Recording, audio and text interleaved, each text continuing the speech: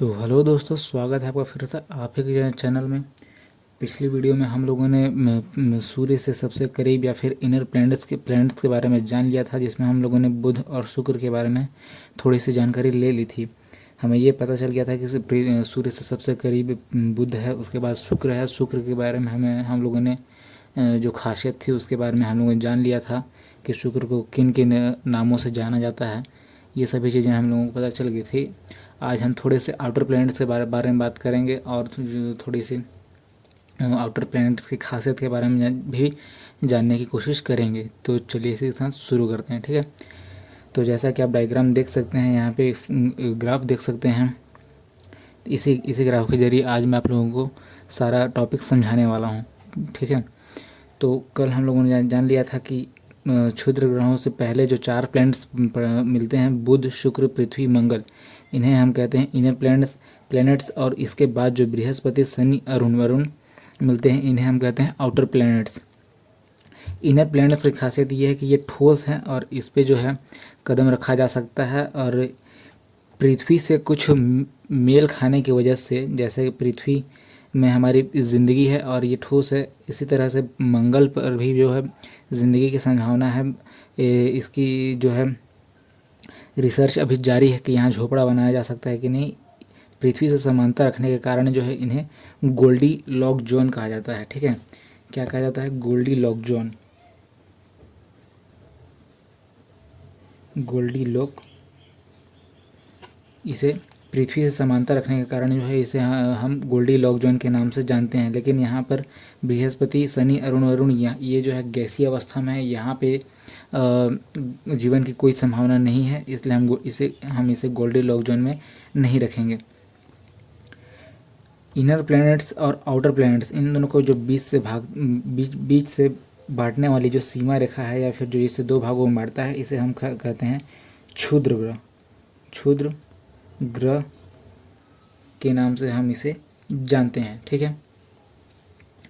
अब outer planets जो होते हैं ये सॉलिड नहीं होते हैं, ये गैसीय अवस्था में होते हैं, ठीक है। क्षुद्र ग्रहों को की अधिकता के कारण है ना, क्षुद्र ग्रह जो अधिक संख्या में है या फिर जो भी चीज़ अधिक संख्या में होती है, जंगल या फिर जगह, पृथ्वी पर जगहों की संख्या या फिर जंगलों की संख्या, तो उसे हम बेल्ट के नाम से जानते हैं, ठीक है। तो यहाँ पर जो क्षुद्र ग्रह है इसे हम बेल्ट या फिर पेटी के नाम से जानते हैं। बेल्ट या पेटी किसी चीज़ की अधिकता को दर्शाती है, ठीक है। तो यहाँ क्षुद्र ग्रहों की अधिकता है, इसे हम बेल्ट या पेटी के नाम से जानते हैं, ठीक है। और गोल्डी लॉक जोन जो है पृथ्वी से समांतर रखने के कारण इसे हम जिंदगी मिलने की संभावना है, ऐसा सोच के हम इसे गोल्डी लॉक जोन कहते हैं। और पृथ्वी से समांतर रखने के कारण ही हम इसे पार्थिव, ठीक है, पार्थिव प्लैनेट्स या फिर पार्थिव ग्रह के नाम से भी जानते हैं। इंग्लिश में हम इसे टेरेस्ट्रियल प्लैनेट्स भी कहते हैं, ठीक है। टेरेस्ट्रियल प्लैनेट के नाम से हम इसे जानते हैं क्योंकि ये पृथ्वी से समांतर रखते हैं, ठीक है। जैसा कि पृथ्वी के से समांतर रखते हैं तो हम इसे गोल्डी लॉक जोन या फिर टेरेस्ट्रियल प्लैनेट कहते हैं। वैसे ही आउटर प्लैनेट्स में ये चारों ग्रह बृहस्पति से समांतर रखने के कारण, ठीक है, बृहस्पति या जुपिटर से समांतर रखने के कारण हम इसे जोवियन प्लैनेट्स के नाम से जानते हैं, ठीक है दोस्तों। हम इसे जोवियन प्लैनेट्स के नाम से हम इसे जोवियन प्लैनेट्स के नाम से जानते हैं। जोवियन प्लैनेट्स के नाम से हम इसे क्यों जानते हैं? क्योंकि ये आउटर के चारों ग्रह जो हैं वे जुपिटर से समानता रखते हैं, ठीक है। अब इसके बाद जो है 2-3 क्वेश्चंस बनते हैं, जैसे डाउट्स भी बनते हैं। क्वेश्चन के साथ साथ थोड़ी सी डाउट्स भी आते हैं कि सूर्य से दूरी के क्रम में क्वेश्चन पूछ देता है, सूर्य से दूरी के क्रम में यदि हम ग्रहों को सजाएं तो हम उसे किस क्रम में लिख सकते हैं, ऐसा पूछ देता है। तो सूर्य से दूरी के क्रम में यदि पूछ देगा तो सभी कोई बता देंगे, बुध, शुक्र, पृथ्वी, मंगल, बृहस्पति, शनि, अरुण और वरुण, ठीक है। ये सूर्य से दूरी के क्रम में पूछता है। किंतु, लेकिन, परंतु, है ना, कभी कभी पूछता है थोड़ा क्वेश्चन को अटपटा सा बनाने के लिए, पृथ्वी से दूरी के क्रम में सजाएं, ठीक है। पृथ्वी से दूरी के हिसाब में यदि पूछता है तो देखिए पहले आएगा पृथ्वी, पृथ्वी के अब बाद आएगा हमारा मंगल, पृथ्वी के बाद हमारा आएगा शुक्र, फिर मंगल, फिर बुध, उसके बाद जो है बृहस्पति, शनि, अरुण, वरुण। ठीक है, पहले पूछेगा तो क्या हम क्या लिखेंगे, यहाँ लिख देते हैं पृथ्वी से दूरी के हिसाब में। ठीक है, पृथ्वी से दूरी के हिसाब में पहले आ जाएंगे हमारी पृथ्वी, फिर शुक्र, फिर मंगल, फिर बुध, उसके बाद जो है आउटर प्लैनेट्स के चारों ग्रह आ जाएंगे। तो ये हो जाएगा फिर पृथ्वी से दूरी के क्रम में सजाए हुए ग्रह। इसके बाद पूछता है कि ये हो गए पृथ्वी से दूरी के हिसाब में। ठीक है, तो पृथ्वी से सबसे करीब शुक्र, मंगल, बुध। ठीक है, उसके बाद बृहस्पति, शनि, अरुण, वरुण। अब आउटर प्लैनेट्स के हिसाब में आकार के हिसाब में पूछ देता है। आउटर प्लैनेट्स का आकार जैसा कि आप लोग जानते हैं बड़ा होता है, उसके आकार के हिसाब से पूछता है। तो बड़े आकार के क्रम में यदि हम रखें तो सबसे पहले आएगा हमारा बृहस्पति, फिर आएंगे हमारे शनि, अरुण, वरुण। ठीक है, उसके बाद फिर आएंगे हमारे पृथ्वी, शुक्र, मंगल, उसके बाद आखिरी में सबसे लास्ट में आएगा बुध। ठीक है, आउटर प्लैनेट्स में यहाँ पर लिख देता हूँ मैं, आउटर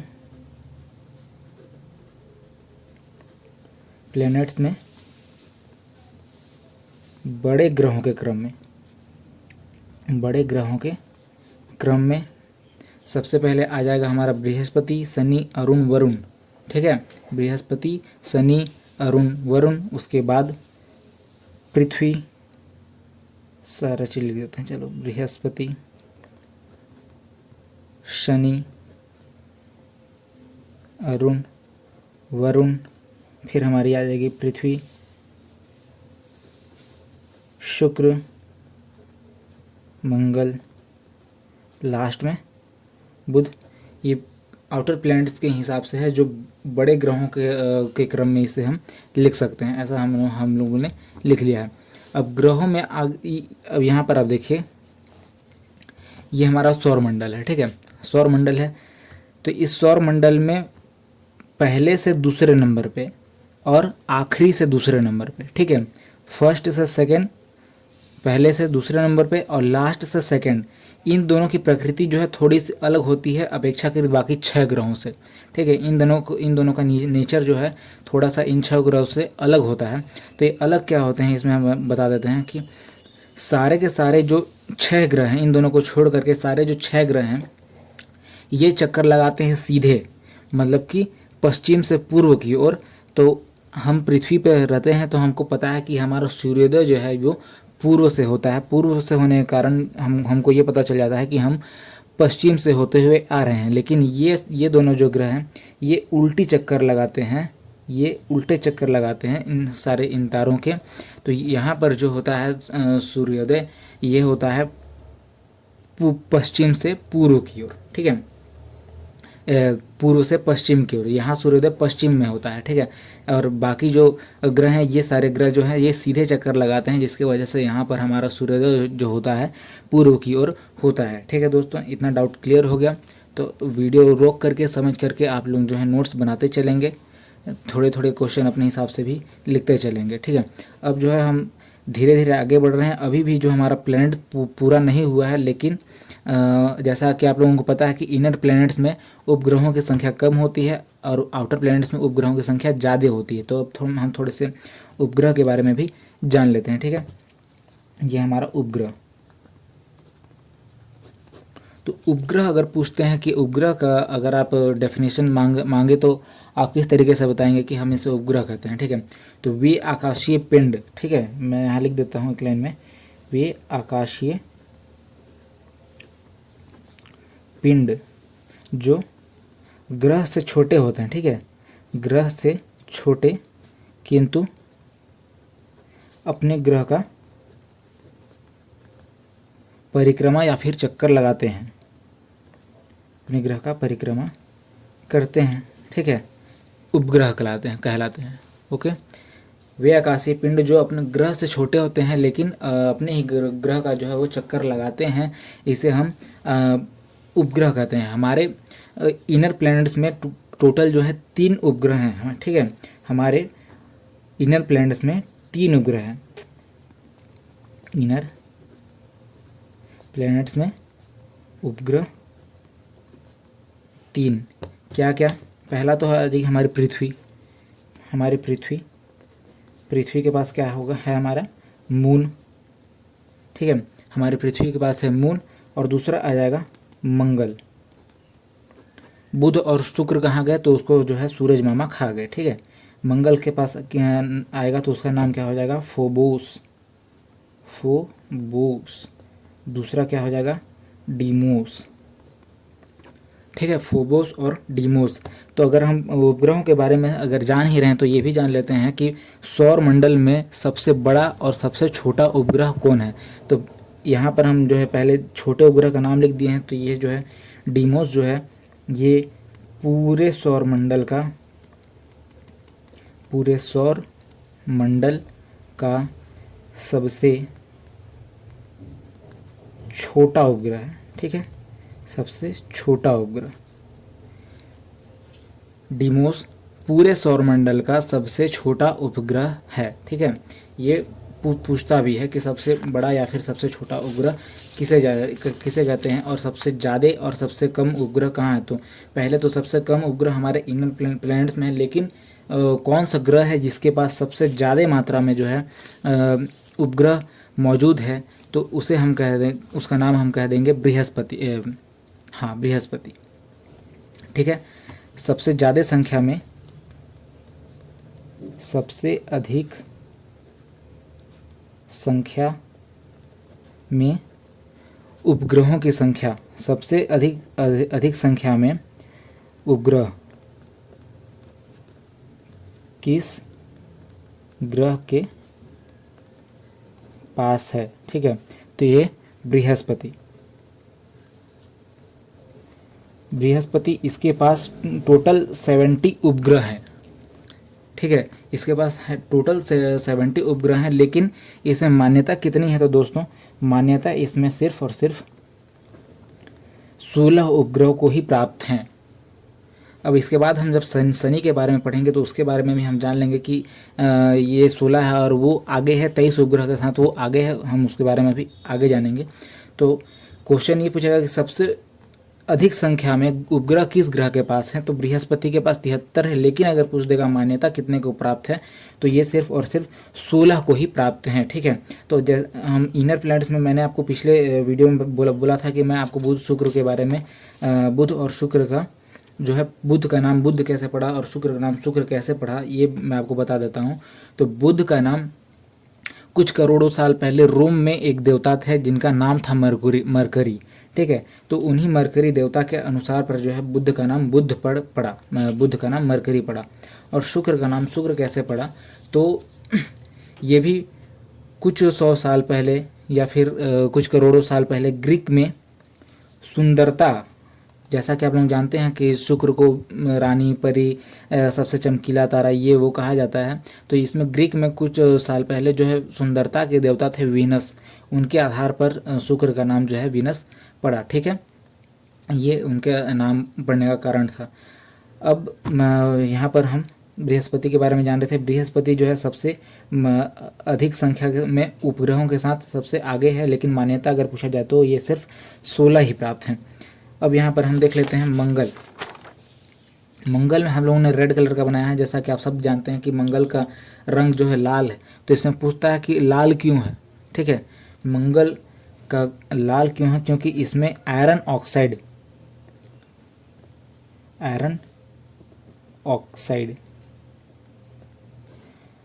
ऑक्साइड की अधिकता होने के कारण ही मंगल का रंग जो है वो अधिकता लाल है, ठीक है। इसके पास 2 उपग्रह हैं, फोबोस और डीमोस। डीमोस जो है सबसे छोटा उपग्रह है, वो पूरी सौरमंडल का सबसे छोटा उपग्रह है, ओके। यहाँ सवाल उठता है दोस्तों कि ये आउटर और इनर प्लैनेट को क्षुद्र ग्रह जो है बीच से सीमा रेखा बना करके बांटते हैं, लेकिन ये हवा में कैसे लटके हुए हैं, ये एक सवाल उठता है। तो बृहस्पति का आकार जो है बाकी सारे ग्रहों के मुकाबले ये बड़ा है। तो हम शुरू में ही मैंने आपको बताया था कि जिसका आकार जितना बड़ा होता है वो उसे खींचने की क्षमता, उसकी ग्रेविटी क्षमता उतने अधिक होती है। तो ये क्या है कि इन क्षुद्र ग्रहों को अपनी ओर खींच करके रखता है, ठीक है। खींच करके रखने की वजह से जो है ये क्षुद्र ग्रह बीच में लटके हुए हैं। इसी कारण से बृहस्पति को खींचने वाला ग्रह, ठीक है, खींचने वाला ग्रह या फिर वैक्यूम प्लैनेट, वैक्यूम जानते हैं, वैक्यूम क्लीनर जिससे आप कचरों को खींच करके गंदगी साफ करते हैं, इसी तरह से इसको खींचने वाले ग्रह होने के कारण से हम वैक्यूम प्लैनेट के नाम से भी जानते हैं, ठीक है, क्योंकि ये क्षुद्र ग्रहों को जो है अपनी ओर खींच करके रखा हुआ है। अब आ जाते हैं दोस्तों हम शनि के पास। तो शनि की क्या क्या खासियत है, ठीक है।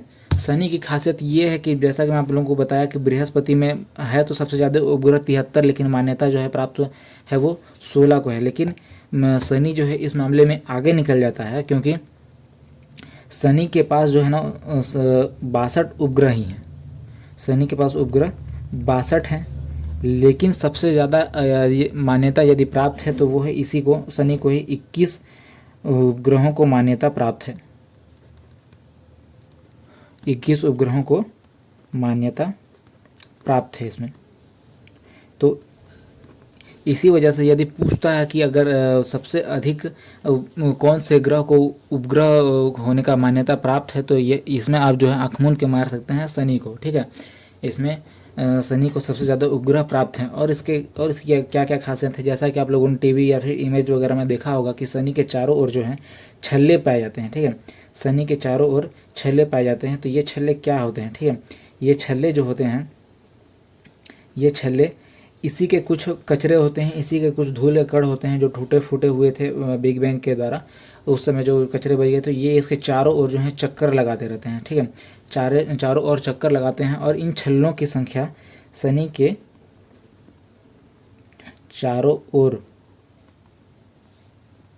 छल्लों की संख्या होती है 7, ठीक है। शनि के चारों ओर जो छल्ले होते हैं उनकी संख्या होती है 7 होती है। और इसमें जो है इसका जो है सबसे फेमस उपग्रह है, इसमें सबसे फेमस उपग्रह जो है इसका नाम है टाइटन। कुछ हॉलीवुड के कुछ मूवीज़ हैं जिसमें आप लोगों ने देखा होगा टाइटन मणि सड़ी खोजने गए होते हैं, तो इसी टाइटन ग्रह पे गए होते हैं, लेकिन आप लोगों को नहीं जाना है, ठीक है। तो यहाँ जो है इसका सबसे फेमस उपग्रह जो है टाइटन होता है। और इसकी और एक खासियत है कि इसका घनत्व पूरे सौरमंडल में यदि सबसे कम घनत्व है, हमारे सौरमंडल में सबसे कम घनत्व वाला ग्रह, सबसे कम घनत्व है तो हमारे शनि का ही है। ये पानी में भी नहीं डूबेगा। यदि पूछता है कि सबसे अधिक घनत्व किसका है, तो पहले नंबर पर आ जाती है हमारी पृथ्वी, जो हमारी पृथ्वी का घनत्व सबसे ज़्यादा है, ठीक है। और हमारे शनि का घनत्व जो है सबसे कम है। तो ज्योतिष क्या कहता है, ज्योतिष आप लोगों को शुरू में बताया था कि ज्योतिष ये कहता है कि यदि आपका शनि खराब है तो आपका पूरा दिन जो है खराब चला जाता है, ऐसा ज्योतिष के द्वारा कहा गया, ठीक है। तो अपने शनि को खुश रखने के लिए कहा जाता है कि काम करने वालों को या फिर मजदूरों को, आप लोग घर में जो काम वाम करते हैं उनको जो है खुश रखना चाहिए। और दूसरा क्या कहते हैं कि शनि को, जो हमारे शनि देवता को काला रंग बहुत पसंद है, ठीक है। तो इसी कारण से शनिवार को जो है बाल दाढ़ी वगैरह बनवाने से जो है मना किया जाता है, ठीक है। तो ऐसा ज्योतिष का मान्यता है, ऐसा नहीं माने आप लोग तो ठीक, ज़्यादा बेहतर रहेगा आप लोगों के लिए, ठीक है। इसके बाद हम आ जाते हैं अरुण की ओर। शनि, अरुण, मैं अभी भी आप लोगों को बता देता हूँ कि ये हमारा जो है सौरमंडल के जितने प्लैनेट्स हैं वो अभी भी कंप्लीट नहीं हुए हैं। धीरे धीरे मैं आपको ऊपर की पूरी जानकारी जो है दे दे रहा हूँ। आगे जब बताऊँगा तो आप लोगों को इससे दिक्कत नहीं होगी। अरुण, इसकी खासियत क्या है कि इसको जो है ना सबसे ज़्यादा लेटा हुआ ग्रह कहा जाता है। सबसे ज़्यादा नहीं, इसको कहा ही जाता है लेटा हुआ ग्रह।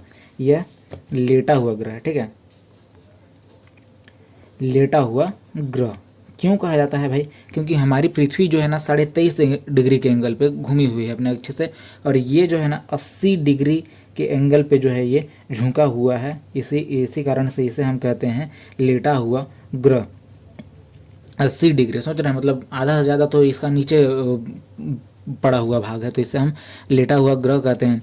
इसके चारों ओर जो है मीथेन की अधिकता है, चारों ओर मीथेन की अधिकता, ठीक है, मीथेन की अधिकता है।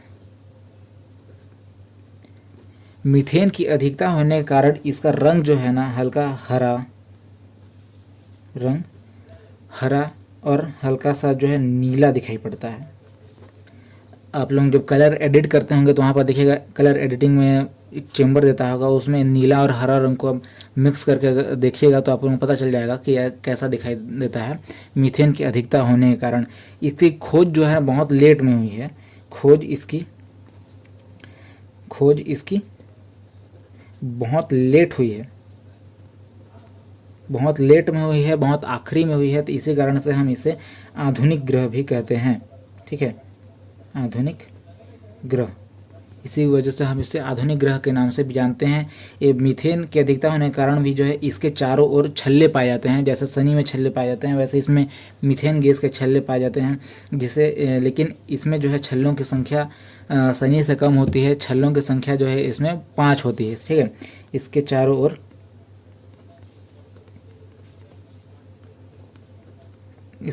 ओर भी छल्ले पाए जाते हैं, छल्लों की संख्या 5 होती है, ठीक है। शनि में छल्लों की संख्या 7 होती है, इसमें छल्लों की संख्या 5 होती है, मीथेन की अधिकता होती है, जिसका कारण इसका रंग जो है हरा और नीला दिखाई दे पड़ता है। इसका जो है फेमस उपग्रह है वह है उपग्रह ट्रिटिनिया, फेमस उपग्रह है इसका ट्रिटिनिया। इसी कारण से अब अगला आ जाएगा हमारा वरुण में भी कुछ ज़्यादा खासियत नहीं है। वरुण जो है सारे प्लैनेट्स के साथ जो एक साथ ढूंढ लिया गया था। इसका झुकाव बिल्कुल ठीक है, बराबर है इसमें, लेकिन इसमें भी जो है मीथेन की अधिकता है, जिसके कारण इसका रंग भी जो है हरा और नीले रंग का दिखाई पड़ता है, ठीक है। इसके बारे में जो है उपग्रह के बारे में अभी जानकारी नहीं प्राप्त हुई है, जैसे इसकी जानकारी मिल जाती है मैं आपको अगली वीडियो में बता दूंगा, ठीक है। तो हमारे जो है सौरमंडल में प्लैनेट्स के बारे में मोटा मोटी आपको मैंने इतनी सारी जानकारी दे दी है, ताकि आपको आने वाली वीडियो में कोई ज़्यादा तकलीफ ना हो। आने वाली वीडियो में हम घूर्णन, परिक्रमण, ये सारी चीज़ों को समझते हुए हमारे ग्रहों का रंग क्या है, क्यों है, कैसे है, ये सारी चीज़ों को हम आगे समझते चलेंगे। इन उल्कापिंडों का काम क्या है, ये गिरते हैं तो क्या होता है, ये सारी जानकारी जो है हम आने वाली वीडियो में आपको दे देंगे, ठीक है। तो आज के लिए इतना ही रहेगा। अगर कुछ समझ में ना आए तो आप लोग ज़रूर कमेंट बॉक्स में पूछ लीजिएगा, ठीक है। तब तक के लिए थैंक यू दोस्तों, जय हिंद।